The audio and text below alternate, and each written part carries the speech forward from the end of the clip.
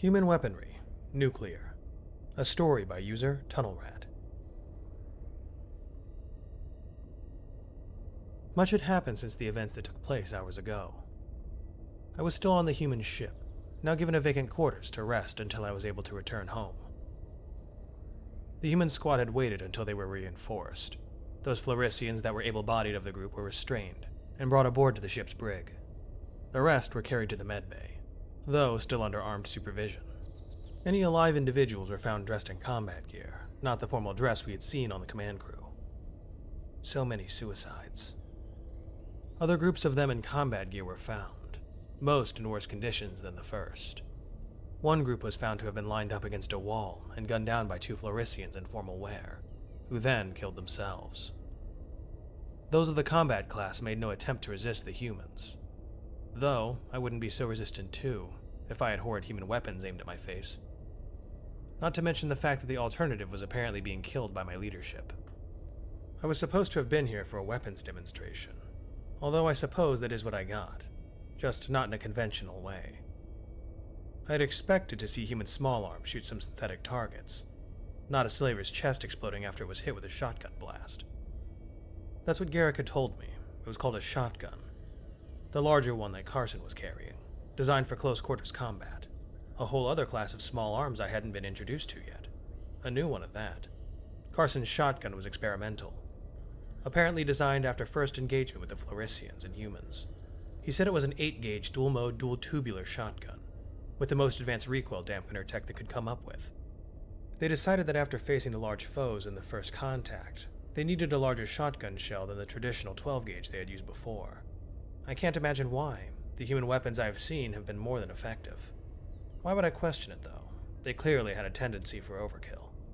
They had put me in some sort of room for their leadership. There was a bed, a waste disposal, a desk with a chair, and a storage cabinet. I had a window next to my bed that looked out into space.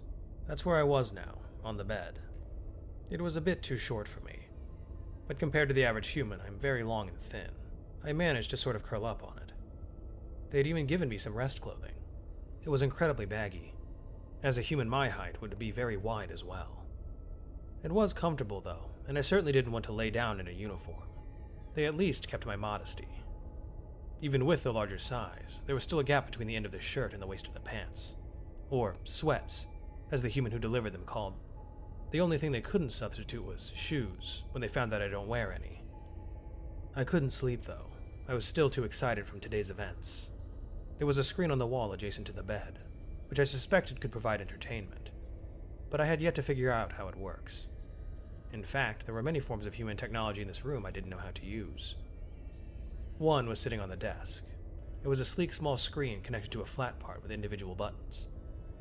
Each button had a letter, number, or symbol from the English alphabet. My translator was an implant, which also allowed me to read other languages, compared to the human translator which only worked with speech. There was a knock at the door. I rose. I didn't really want to be seen like this. I grabbed one of the large pieces of fabric on the bed and wrapped myself in it, then went to the door and opened it. It was Sergeant Garrick, now not in his combat gear, but still military dress. Only his abdomen was bandaged. "Sergeant Garrick, isn't it your time to sleep?" "Just Garrick as Finos is. Yes, it is, but I can't. Too much adrenaline from earlier." "Adrenaline? Why would you have You know what, I'll ask later. Never mind, did you need something from me?" "Just wanted to let you know we'll be interrogating some of the Florisians in the morning. Given that you are made messenger to your species now, I'd like you to be there." "I'll sit in." Garrick looked at me and chuckled. "You look comfortable." It must have been quite the sight, and I'm guessing this wasn't the intended use for these fabrics. "Well, the clothes provided don't entirely cover me up." "Don't worry at all, just joking with you. I'm going to return to my quarters. I'll have someone come down to get you when it's time." He walked out, then stopped. "Oh, and if you're bored, there's a laptop on the desk. It's a guest login, so there's no password. It has internet access, and there's a pamphlet on how to use it in the desk drawer. Hit any button and it'll start up. Good night, Oziz." He walked away down the hallway. I was about to get back in bed, but then looked at the laptop he was talking about. I suppose I had a few hours. Might as well try it. He didn't give me a chance to ask any questions, the main one being what the internet is. I suppose it's hard to remember that everything needs to be explained to me, especially when most of the things are probably trivial to Garrick and every other human. I sat down at the desk. The chair, like most things, was a bit too small. I had to sit a little sideways to stretch my legs out. The pamphlet was where he said it was, along with some thin white sheets and what looked to be tools, small and cylindrical with a point at the end. Some were plastic, and some looked to be a softer yellow material. The pamphlet said another object called a mouse was connected to the laptop, and this was how I would control what I'm doing. This is going to take a while to learn. Turns out I was right. It did take a while. It took me 2 hours to simply learn how to control the thing. I had learned what the internet was, though, a massive public database. Endless text entries, videos, pictures about seemingly any topic. This was only useful if you knew what to look for, though. I opted to search weapons in the search bar. I was met with over 1 billion results.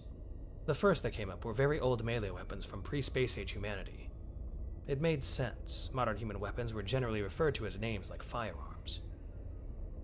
It was incredibly fascinating to see how different parts of Earth had created different melee weapons, and so many types too. Swords, axes, spears, lances, knives, maces. Seems as though they were always adept at killing each other. However, I soon found a different article, an extremely concerning one. I read the title multiple times to make sure I had seen it correctly. It read, 200-year-old UN treaty banning the testing of nuclear weapons abandoned in the wake of the Florician conflict. Nuclear weapons, of course they had them. I searched next for nuclear weapons. So many entries. There was no way I could sleep now. I had reading to do.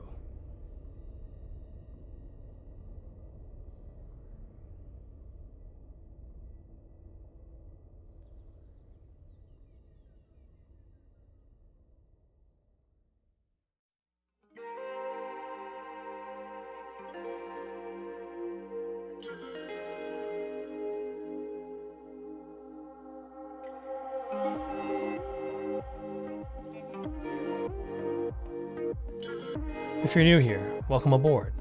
Check out the description for the story, and join the Discord if you like. Consider supporting the channel and the author as well. It's a dangerous world out there, but remember to be brave and look up to seek the stars.